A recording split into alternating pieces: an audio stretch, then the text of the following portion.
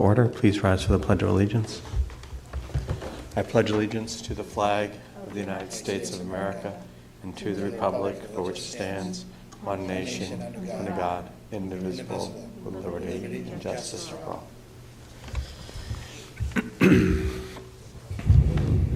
These are really working today. So welcome to our October 12th Tiverton School Committee meeting. Is there anyone signed up for open forum? Okay, so I'm going to ask for a motion to approve the consent agenda. Motion to So approve moved. the consent agenda. So moved. Is there a second? Mike. Okay. All right, Mrs. Pavo made the motion, Mr. Dakota seconded. Any opposed? Take that as unanimous. So we are up to item 6A. Approval of homeschool students 2021-2022. Ms. Donnelly Roche?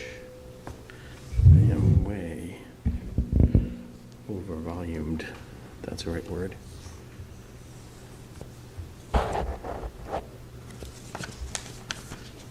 Okay. Amy, can you hear us? Can. Okay, Good you're up. evening. I hope you have the memo with the detail, but we have a request for 73 students to be homeschooled this year, 14 of whom are new to Tiverton and new to home instruction. Okay, and this requires a vote. I can ask for a motion to approve the homeschool student requests. So moved. Second. Okay, any discussion on the part of the committee? Mr. Dakotas? The only question I have is just the few that have no dates or anything. So there's probably 3, 6, 8, 9. Families who homeschool, each time they make a request, I do reach out to them, offer a meeting, etc.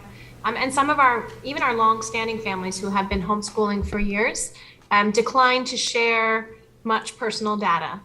So we always request, of course, their date of birth, grade level, and contact information.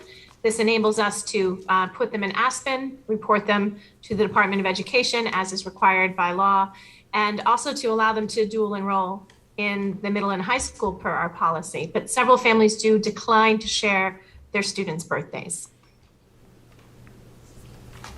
And I have a few families who have, as of yet, not provided an update on the completion of last year, which is why you'll see a few families where the grade level is not secure. And that, again, is just us awaiting their verification of what grade level they completed during homeschooling last year.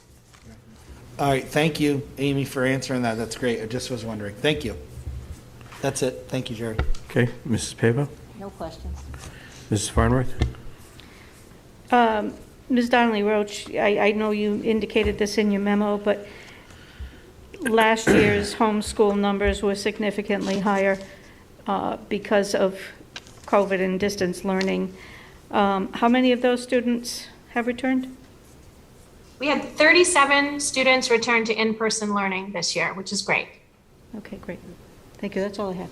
Okay, just to clarify that is, so students that were distance learning by choice, which we allowed, were different from homeschooling, correct? Because homeschooling is actually following a curriculum selected by the family and then approved by the district, correct?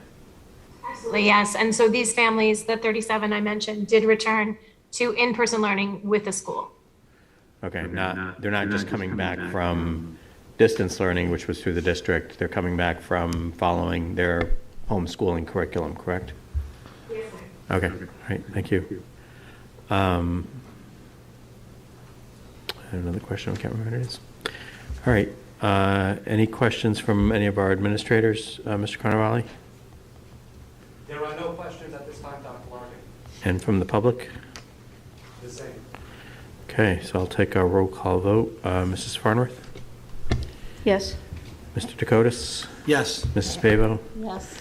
And I vote yes as well. And just a note, Mrs. Palish is not able to be present this evening because of work commitments. Item 6B, approval of school improvement plans. Dr. Sanchioni? Thank you, Mr. Chairman, and you may recall at our last meeting, we provided you with the district goals, the overall goals for the district as we go into 21-22, and then following that up, I always ask the principals to provide their school improvement plans, and you'll see a direct connection to the district goals, which is how we're aligning the district. So all 5 principals are with us this evening, and we're going to start with Principal Craven presenting the high school improvement plan. Thank you, Dr. Sanchioni. Members of the committee, I'm here tonight to present the Tiverton High School School Improvement Plan for 21-22. Dave, if you can go to the next slide, please. So our first goal is aligned vertically with one of the superintendent's goals, but it's an extension of a goal we had for 2020-2021. We know, as I stated here, our reality is the more kids write, the better they become at writing. So we're going to continue that goal. Execute a writing plan in core content and co-curricular areas across grades 9 through 12 that will have at least 2 common writing assessments with a link to the Common Core and Next Generation Science Standards with a defined scoring rubric and window of execution. Next goal, please. So our second goal is an extension of the work we've done in our professional development sessions. Last year, many of our teachers had what we call the Green Book training in their professional development, and we're focusing on developing the cognitive context for student engagement in the classrooms.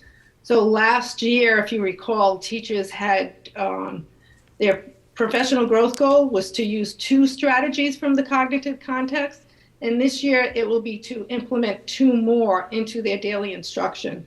We monitor that evidence of effectiveness through classroom walkthrough feedback forms, and we feel very strongly that the more feedback we give to the teachers, it will help them enhance their instruction so the students are better engaged.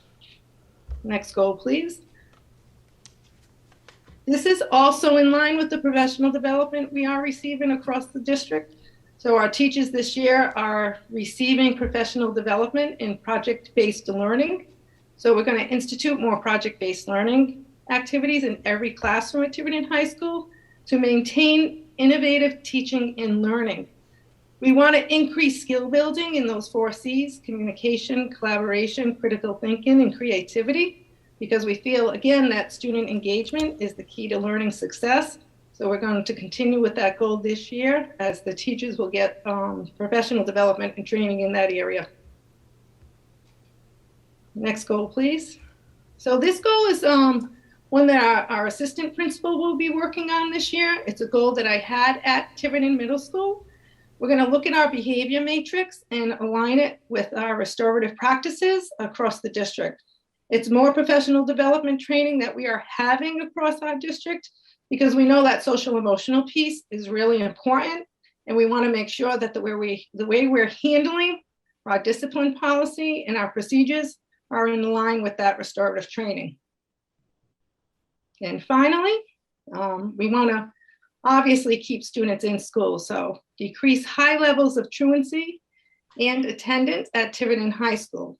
If students are there, they're learning. We know that attendance has been an issue in the past. We want to come up with a real multi-tiered system of support plan to make sure we're targeting those students who are frequently absent and truant, and we have a system in place for them.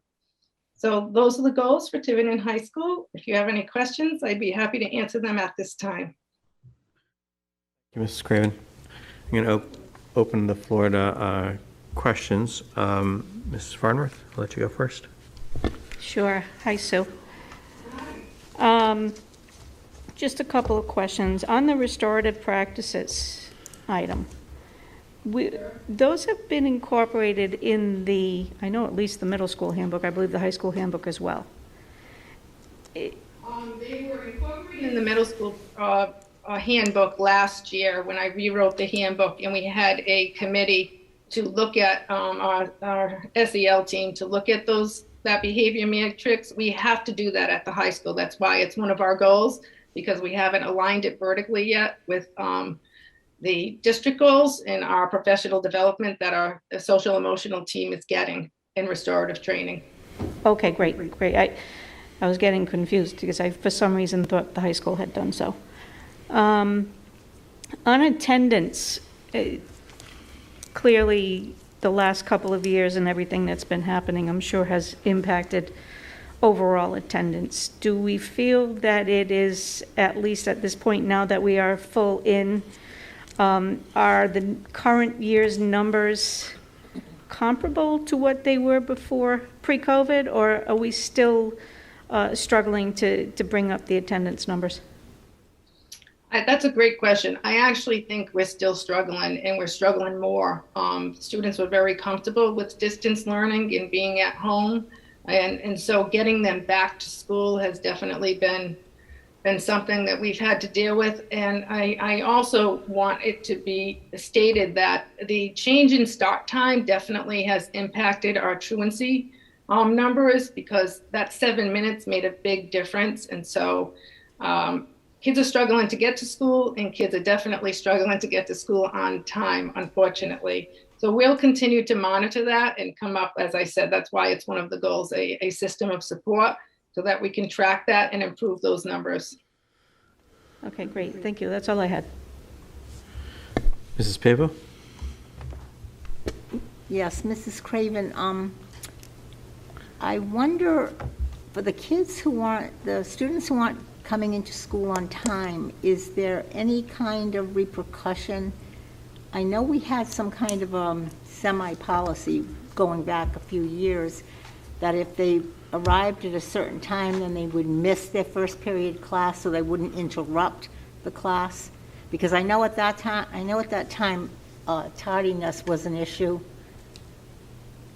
So yeah, so the handbook policy on truancy has not changed. So after 3 truant days, they do receive a detention. We have not changed that policy. It is somewhat effective, I have to say. However, as I stated, across the state of Rhode Island and across the nation, people are moving to change high school start times so they're later, because it's proven that, it's more difficult for high schoolers to get up at that hour because they go to bed, later than everyone else. So we'll continue to monitor it, but there is a policy in our handbook that does, give a consequence to that truant behavior, but unfortunately, I don't think it's enough at this time. And I'd like to try to work on something so that it's less punitive and more restorative in getting kids to school, and saying, like, how can we make it so they get to school on time versus punishing them for not being in school on time. thank you. You're welcome. Let me know if you have an answer to that last one. Yeah, I've threatened them with having to walk, actually. Mr. Dakotas? Hello, Mrs. Craven. My question would be, it's also on the tardiness part. Did they give you, is there like a number one excuse why kids are late? Not really. Some say it's traffic, and we're working on trying to figure that out. But I have to tell you, there are a lot of students who walk into the building with Dunkin' Donuts cups and bags in their hands. So I say it's making stops in the morning that aren't necessary and getting caught up in lines at the local Dunkin' Donuts. I also believe that there's, some congregating that occurs in the parking lot before school, so there's not really a reason to rush into the building. So they're teenagers, that's what happens, but I don't see how the traffic problem can be resolved in the morning. It's very difficult. The buses arrive at the same time as the students, parents dropping off kids. It's hard at Tiverton High School to come up with another traffic pattern. We ran into the same issue with the middle school last year and the year before, and we changed the area in which the buses arrived, and that helped a lot. But at the high school, I'm not quite sure I can do much. Right. So you think if we offered free coffee and donuts early in the morning, that we would eliminate this problem? Maybe in the cafeteria, maybe a PTO a newly created PTO venture? Well, maybe a Keurig in the common area. However, I don't know. Everyone has a preference for coffee. I'm not sure my coffee or the coffee I select will do the trick, but it is a good option. All right.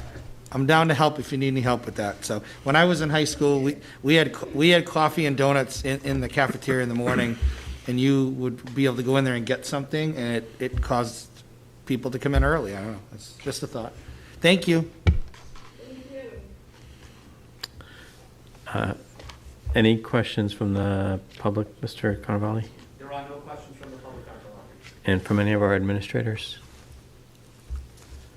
No one has their hand up. Okay, all right. Well, thank you very much, Mrs. Craven. Good work. Yes. Approve these separately or do them all at the end? I think we could probably just do them all at the end. Okay, then we have Principal Satoli from the middle school introducing their school improvement plan. Good evening, everyone. Thank you for having me tonight. As you'll see very quickly, my goals are aligned very closely with the high school goals, also which trickle down from our superintendent's goals as well. So our teachers are working on the same goals, collaborating together, refining their practice. So I always think it's good, and I know that's a practice of Dr. Sanchioni, that we're all on the same page. So you'll be hearing some of the same things, maybe a little different spin on the last couple. One more, Dave. We also have a writing goal as well. We're asking our teachers to have their students write across all areas of the curriculum, across all content areas, you know, whether it's a quick write, a summary, a 5-page paragraph, a published piece as they get older. We want our students writing. We want them writing a lot.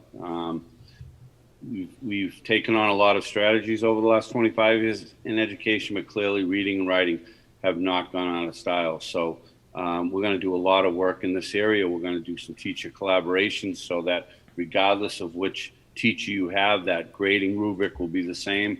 So one teacher might not be too hard or another teacher too easy. We'll all know what a well-written piece looks like versus maybe a one that needs more work. So we're doing a lot of work in this area right now.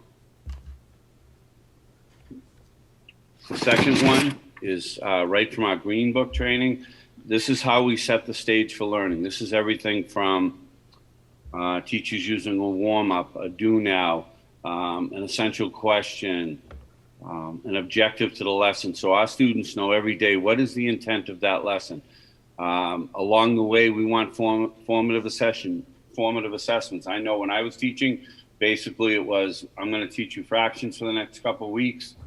I'm going to give you a quiz on it, see how you did, or a test, and we moved on. We want our teachers every day engaging in formative assessment, which is just a fancy term for checking for understanding along the way.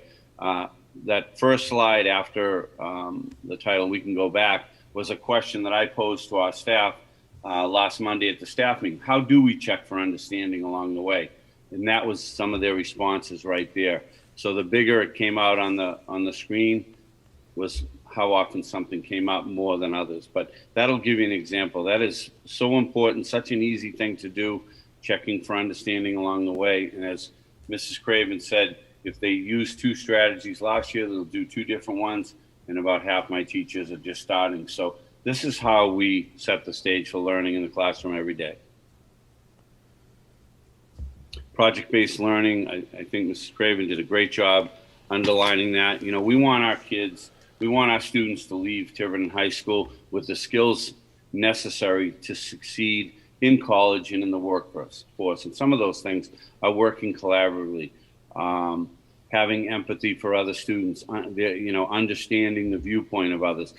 These happen in those small groups, along with the things that engaging in those kind of lessons, better academic performance. We're trying to show the teachers that learning can be messy. The best learning is not done in that classroom of the straight rows. We want our kids engaged, authentic learning, digging their hands in deep in this project-based learning. So our teachers have worked very hard before school started to build these. So I think each year you're going to see more and more. And I feel like I have to give our staff the confidence to do it, to take risks, to get out of that mindset of straight rows, get into groups, let kids engage. This one's a little different than Ms. Craven's. This is an effective RTI program, which in essence is just a multi-tiered approach to support the learning of all students. And I won't get into too much about it, but we're thinking of building what I would call a win block, what I need. And that could be one period a day where we're going to work with students on executive functioning skills, social emotional learning skills, our low readers, our low math students, our middle level students that need maybe a little bit more of a nudge, but also enrich our students in reading and math and other skills. And I think it's a good chance for us to weave in these project-based learning skills as well. So that's something I'm building with a cadre of teachers. We've started a little bit, how it could work into the schedule. I think this will support so many students in the middle school if it's done well. I'm working on the truancy and attendance as well. I meet once a week with our 2 guidance counselors, our social worker and our school psychologist. And we, I might say to the secretaries, can you give me the list of students that have missed 5 days? And we analyze every student because there are different reasons. Some students have been quarantined. Some students, might have been hurt in a sporting thing. They missed a couple of days.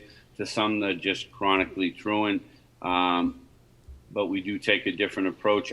I would say, and I checked the attendance last week, I was pleasantly surprised by some students at the beginning there who I was really worried about that are now coming to school. And we try to start gently, maybe come 2 or 3 periods a day, because we know once we get them in the middle school, we're going to support and nurture them. And I was really pleased when I looked at our attendance at the end of last week.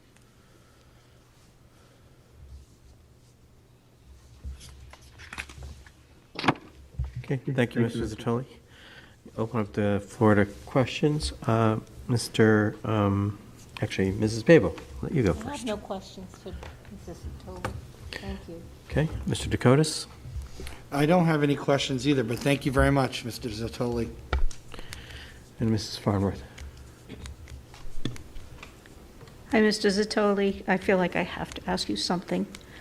I thank you for jumping in last moment to get up to speed with these goals. On the RTI front, I know the middle school in particular has leveraged that program over a number of years, and Dr. Sanchioni, had it gone away for some time? I wouldn't say gone away. I think Ms. Craven kind of restructured it, and Mr. Zatoli's just taken another look at it. Okay. And would this win block be synonymous with advisory? No, it's more academically oriented. Okay. All right, thank you. Okay. Any questions from any of our administration? I do not see any hands up. And any questions from the public? And there are no questions from the public at this time, Dr. Barker. Okay, thank you again, Mr. Zatoli. Thank you, guys. Okay. Okay, and we've got our elementary principals with us this evening, Ms. Waddell, Mr. Cabral, Ms. Donnelly Roche. I'm not sure who's batting leadoff and speaking, but I'll turn it over to them.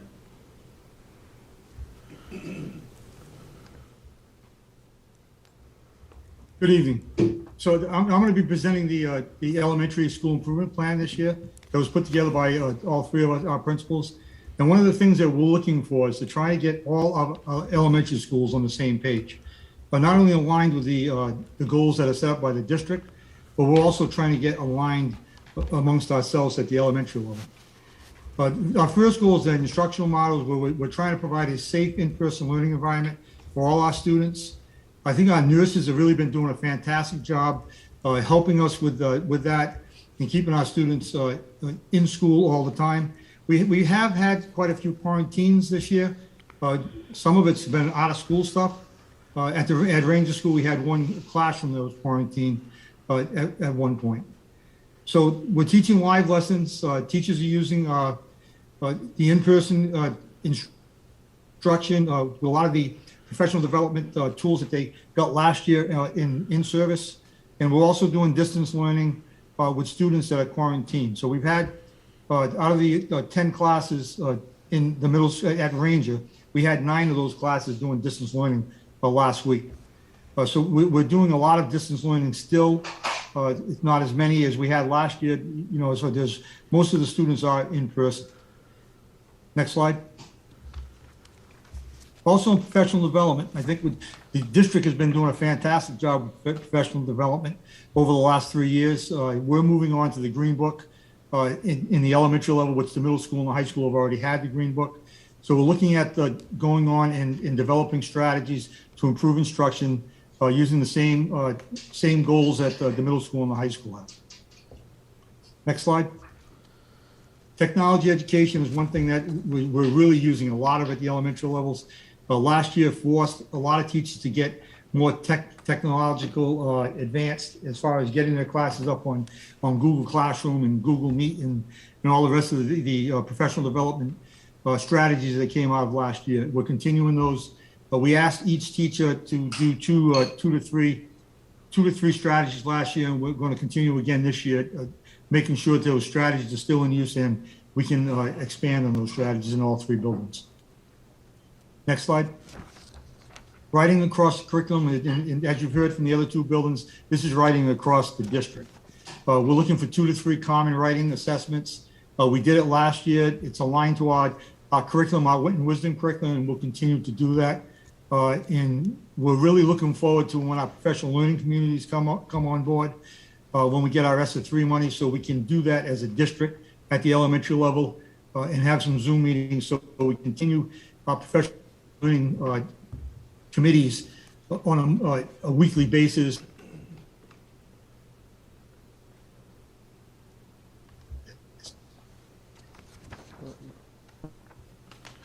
He has an unstable connection. I don't know if Mrs. Donnelly Roche or... Is that him? Hey, happy to. Yeah, Mr. Cabral, are you there? All right, I think he's frozen. I hope you can hear me. I'll just add in that. I am. Oh, No, he's back. When our PLCs come back in action, and the teachers can speak across grade levels, all 6 teachers at the same time, that'll just empower them. After you, Mr. Cabral. So our last slide is district math. We're still going to continue with looking at our math, using our STAR data, having our RTI process in place, and remedial math. I'm really glad that this year we went to a position, a half-time position at Ranger and a half-time position at Fort Barton.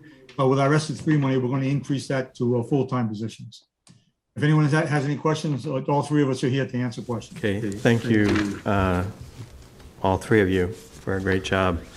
I have a bit of a tangential question. Mr. Cabral, you said that 9 out of 10 classes were quarantined in total?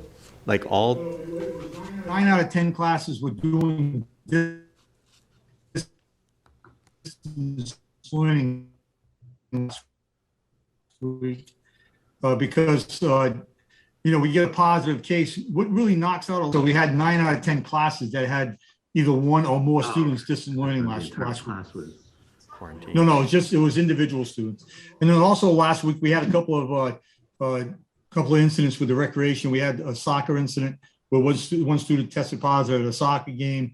And we also had a softball incident where one student tested positive at a softball game. Okay, thank you. Okay. Manny, you may want to just turn off your camera. You might get a better connection that way. Maybe not. All right. I'll open the floor to the rest of the committee. Mrs. Farnworth? Thank you, Mr. Cabral and Ms. Donnelly Roche, and I don't see Ms. Wardell. She is there. She is there, okay.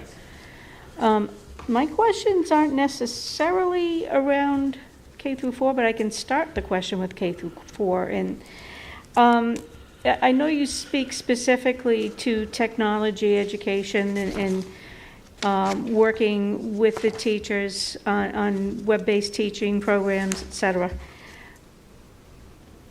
What, if any, impact will or has the introduction of all this technology had on the number of paper-based learning tools? Has it been significant at the elementary level? We're getting more organized with their Google Classroom. So with the Google Classroom in place, that's giving all the information to the students as well as parents. Not as much paper going home as far as homework assignments. A lot of that stuff is right on the Google. But we still have textbooks, workbook. We're waiting for our math books to come in. But, you know, that stuff is still happening in all of our classes. Okay, thank you. Sure. To what Mr. Cabral just said, we're doing a combination for young children of both digital learning and also traditional, because children learn in many different ways. So to only put children in front of a computer and expect that's going to be the best way that they can learn really isn't taking that into account. So we're doing multiple ways, introducing concepts multiple different times. Thank you. That's great. Can I also, is Mr. Zantoli still with us? Yes. The same question for you. How has all the use of technology in the classrooms impacted the use of paper-based learning, in textbooks in particular? I'm sorry, impacted the use of what? All the use of all of the technology tools in teaching. How has that impacted the use of textbooks and other paper-based learning? Well, I think we've decreased it. I still think, as many of you know, we're still running into the problem a little bit with heavy book bags and things like that. But yes, some of our new texts are online. I think it's an extremely valuable tool. I like to think of it, you know, we go back a few years, we sort of started, and I think it was the wrong semantics. We referred to it as a teaching, sort of a teacher's tool. I think when we think of the Chromebook or a MacBook as a learning tool, I think it takes on a whole different definition. But clearly, when we look at things that have the greatest impact on achievement, the computer helps us get there, no doubt about that. Okay, thank you. And just one more question. I did notice that the K through 4 presentation spoke specifically to math improvement, but there was nothing on the middle school or high school, even though I do know it was one of the substantial district goals. And I think I asked the same question last year, Dr. Sanchioni. Yep. Can you explain how? Sure. That's something we're working on every day in the middle school, looking at our Renaissance data, looking at past data, how do we improve instruction, how do we support the children that we know score low. It goes back to, and I know Sue did a nice job implementing similar. My goal would be with that RTI that we would support many children in math and reading for sure, if I get this to fly. But it's a journey. It's something teachers have to feel comfortable with. They have to feel confident about. It's not certainly something that you can put in one staff meeting. It's a journey that you travel with the teachers on to make it right. Absolutely. If I may come in, I think there's a connection between your two questions, the two issues. At elementary, obviously, we teach the whole child. And so math is going to be a goal pre-K through 12. But at middle and high, there are departments, whereas at the elementary level, we all are teaching math throughout the day. And there might be one or two exceptions on our staff, but everyone else is incorporating math. And I think that balance between, as Ms. Bordell said, the multisensory hands-on, ordering and using manipulatives and counters and visual supports and figuring out the math models in a deep way, using your hands to figure that out actually gives you more of a contextual knowledge. So that balance between paper, sure, but also the multisensory piece and the computer piece is huge. And what I've found that the web-based software we're using does is take away a lot of the need for us to do little quizzes and things that can be rote, because that web-based software collects the data for us on the back end. So there's a lot less need, at least K to 4, for quizzes and things like that, where students are practicing online and we can see literally how they did on each item and how they did overall on each skill. Okay, thank you. I will yield. Okay, thank you. Mr. Dakotas? No, thank you. Appreciate that. Okay, and Mrs. Pavo? No questions, but thank you, everyone. Yes, thank you, everybody. Any questions from the public, Mr. Carnavale? There are no questions from the public at this time, Dr. Love. Okay, so I'm going to ask for a motion to approve the principal's school improvement plans. I'll make that motion. Is there a second? So moved. Any additional discussion? Do a roll call vote. Mrs. Farnworth? Yes. Mrs. Pavo? Yes. Mr. Dakotas? Yes. And I vote yes. So motion carries. Again, thank you all very much for all your hard work, which I know goes on every day. All right. Let me get back to my agenda.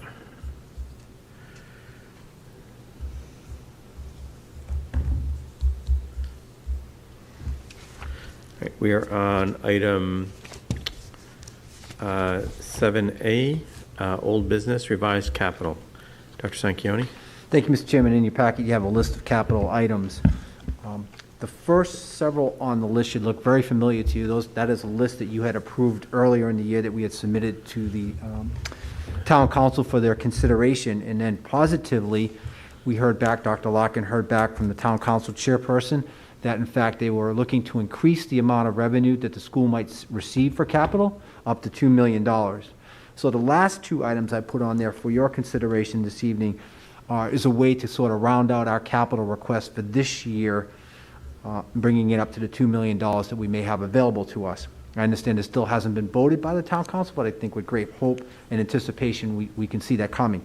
And the reason the last two are there, I know the school has a lot of competing needs, and I'm hopeful that maybe capital will become something that we can count on an annual basis for the town to start accomplishing those things. But if you look at the beginning part of the list and you take down the first, I think, 10 or so that we have there, they're all vastly important, but yet none of them are directly impacting classroom instruction. And I think we can't lose sight of our mission and our vision to try to provide the best education possible for our students, which is why I crafted the last two around achieving that goal. The first one is the room you're in right now, is to turn this into a state-of-the-art media center, which would enhance technology, small group meeting spaces, the ability for our students to get a higher level of access to data and information that they need to pass all their courses, a place where they can come get extra help, where they can really engage with their learning. And then the last one is continue to try to, fits into our project-based learning objective, and to continue to try to provide our students courses that can open their eyes to what the future might be available to them. So I draw a corollary here. You may recall we offered a drone technology course a couple years ago. We know that the ability to fly drones and to use drones is one of the fastest growing occupations in our country. Well, the same thing goes with giving our students a science class that works around aquaponics and a working greenhouse. We know that the ability to grow food, to grow fish, to be able to cultivate that understanding, so forth, is again one of the fastest growing occupations out there. Many, many high schools have that in there, in their curriculum. I think it's a great asset for our students to start experiencing that. And the nice connection we have is we have the Family and Consumer Science Lab down there. And I'd like to take that lab as it currently is, redesign it, but also connect it to this course so that, in fact, the students are growing the food, growing the fish, having a working greenhouse, and then applying that to a family and consumer science curriculum where they actually grow it and then cook it, so to say, or make food from it. So we could really tie together a nice curriculum, give our kids a hands-on experience. I think it's something that would look great on a college transcript. I think for a lot of students, this is something that might be a catch to keep them here in school. So That's why I'm recommending those two things. We've got a lot of important things to do, but let's keep education at the forefront of our request. So, just to make a point of order, so we were supposed to meet with the town council last week, but I guess it wasn't posted properly, and I've not yet heard back from Ms. DiMederos about when we'll actually meet.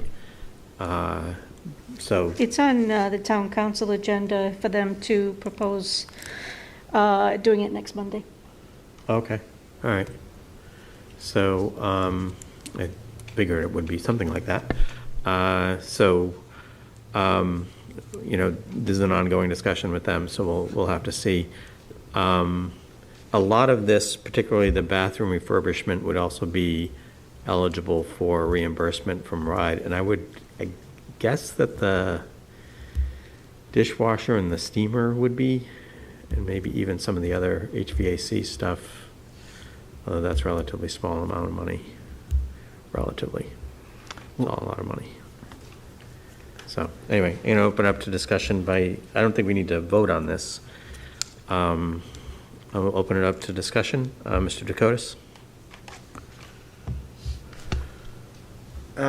Sure. So some of the things I think are overdue by Decades? Yeah, decades is a good word. It's a good place to start. Dr. Sanchioni, could you maybe explain, so if anyone is in the public or watches this later, can you explain about the light poles? Because I know that was a big source of controversy on the town side. Just explain how this money comes, what we're using it for, versus one pole versus getting the whole. Sure. So you're all aware that we had a light pole come down due to a weather phenomena. And when we investigated that, first of all, we worked with our insurance company and we're told that we'd be reimbursed for that amount. But when we brought in a structural engineer to look at the other 3 poles, one of them was deemed unsafe. And so we took that down right away. And obviously that wasn't going to be covered under insurance. So the poles are down. We cannot have night games at our field. I'm sure that's disappointing to our athletes. We'd like to get that rectified as soon as possible to make the field much more usable, both for the public and for the school. And so we started some conversations with National Grid. I want to give our Director of Finance, Amy Roderick, and our Athletic Director, Bob Murray, credit for doing some of that work. And as we discussed with National Grid, they had a number of programs to sort of assist us with that. And so as we continued the conversation, we were able to really work up a number here, as you can see, much below what we were anticipating. And as we looked at the other 2 poles that are standing, even though they weren't deemed unsafe, I think what this district is still at a level of liability to say that one fell, one was unsafe, and the other 2, I think we're at risk there. And so National Grid came out, took a look at the poles and said, look, we'll replace all 4 of them for you, put you at state-of-the-art looms, better, less use of electricity, but more brightness on the field, and that's the price you see there. I always want to find it here on the $290,000 for all 4 poles with a huge offset from National Grid and using our insurance claim. So I would assume generally if we had to do this on our own, it probably would have cost us way more than yeah, I think that. you're talking almost $1 million. Okay, all right, thank you. I just want to make sure when people look at this and maybe think, wow, this is a lot of money to use, but what they're probably not understanding is it's maybe a third of what the cost would be. And the public does get a lot of use out of this field, people walking and exercising and things. So it's a community field, not just for school sports. So great point. I want to commend everyone for getting that done, and also for getting some new lawnmowers, because 25 years old, I don't even understand how the lawnmowers still work. Rubber bands and duct tape. Okay. You're good, Mike? Yes, thank you. Mrs. Pavo? I have nothing, thank you. Mrs. Farnworth? I do have a few questions. Sorry. I do have a few questions. The first thing I'll say is this building is, I believe, 53 years old. And the middle school, 10 years younger, so I'll guess 43. I will also say that some of the items on this list don't appear on your 5-year capital plan. So I'm not sure what the meaning is for immediate priority for some of these items where they didn't even hit our capital plan. That's the first question. The second is, I understand, Dr. Sanchioni, the real need to, especially here at the high school, to improve the educational experience. But I also want us to be sure that we're doing our job to make sure that these buildings are well-maintained and operating well. And so to that end, I do, I understand the need for, and I keep bringing this up at every meeting, and I'm sorry about that, the dishwasher at the high school. And now we're learning of the need for a steamer at the middle school. What I'd like to suggest, and hopefully the committee will agree that this is a good idea, is perhaps in the very near future, a walkthrough for the school committee to take a look at some of these items, as well as perhaps any other high-cost maintenance issues that are out there that we may at some point in the near future need to address, and kind of try to balance that with some of those educational and athletics improvements, to see, what the right balance is. I understand completely that I don't want to just throw everything we get into fixing bathrooms. I understand there's needs beyond that, but, to see what the right mix is so that we all understand it completely. Do you have any thoughts? I think the question you asked me was the 5-year capital plan, and certainly, as you know, we're redoing that, merging our 5-year capital plan with the capital plan that was submitted to RIDE. I think we gave you a drafted F. No, if not, it's coming soon.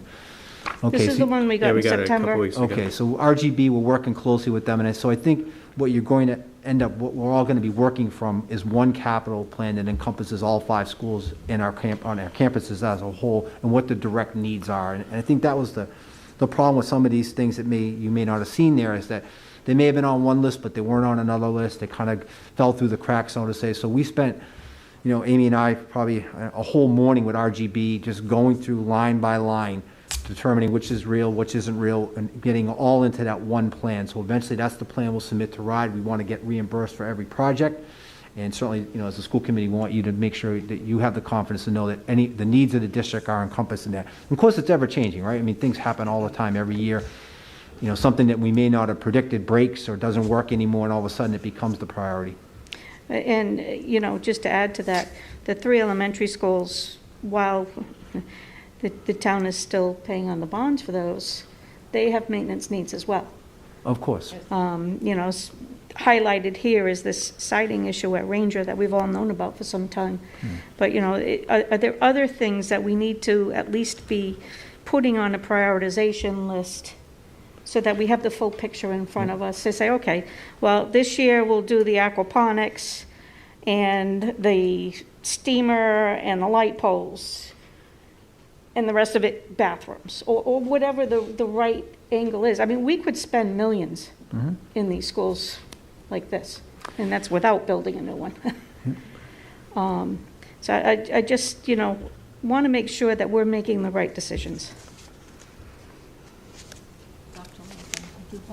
Yes, are you good, Diane? Okay, Mrs. Pavo? Go ahead. The intercom system at the high school, Mike, I don't know if you know anything about that, but I thought that going back some time, we replaced at least a part of that, or we upgraded or updated it. So I don't really think that it's 1966, because we did do work in there. I know we did. I think I just don't I'll let know Dave how- answer that, but I believe the wiring, which is the part that's failing, is Okay. still the original to All the right. building. We may have Okay. replaced some of the speakers and some of the things that, the smaller items that I fail think we occasionally. put- Do you want to I think we support did that at all? Phones in the classrooms. Instead of interrupting a class, we installed phones in each classroom. Yes, so the phones were updated. The speakers that are original are pretty much original to the building. Okay. All the wiring is pretty close to original. Okay. The bell system itself, which is part of the intercom, some of it was updated, an amplifier was added, and this is going back probably about 15 years ago, at least. But the system itself now is at a failure point where at least 2 to 3 times a week, we have to restart the entire clock system Okay. in the school because it loses time. Right, And that ends up becoming a safety issue for the classroom because they can't contact the office during that Right. reboot. So that's one of the main Okay. reasons why this did hit that plan there. I'm glad you remembered that, though, because as I was going down, that came, I knew something had been done, I just didn't know the extent of it. Yeah, and it's in severe need for Right, for the right. changes Okay, and good. stuff. Thank you. Thank you.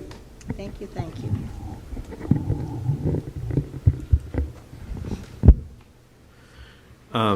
So just to speak to your point, Diane, I certainly have no objection to walking the schools. In fact, we do that every year with the budget committee, but it's not a bad idea for us to do it just as a committee. And I don't know if we can talk at the end maybe about what would be a good timing for that.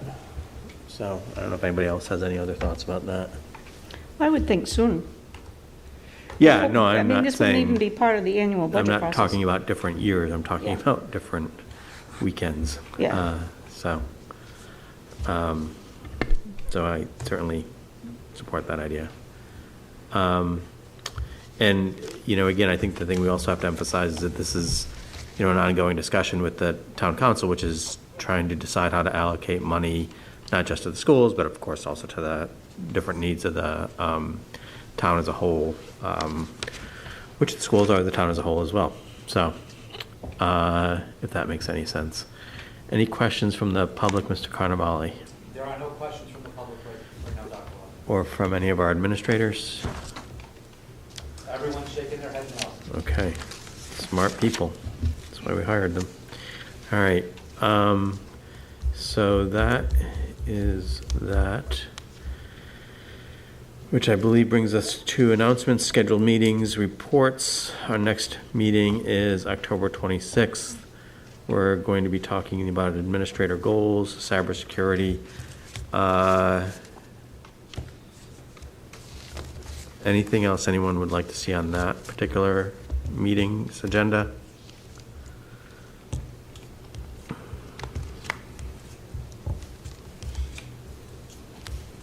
Okay.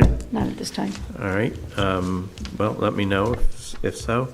And then our next meeting after that is November 9th. I'll make one announcement, which is that, again, one of our athletes is candidate or nominated to be the Newport Daily News Athlete of the Week. It's actually the captain of the soccer team, Luke Del Deo, son of Elaine Del Deo, one of our teachers. So if you want to log on to the Newport Daily News website and vote for him, assuming you would like to vote for him, please do so. And you can actually vote multiple times, multiple days. So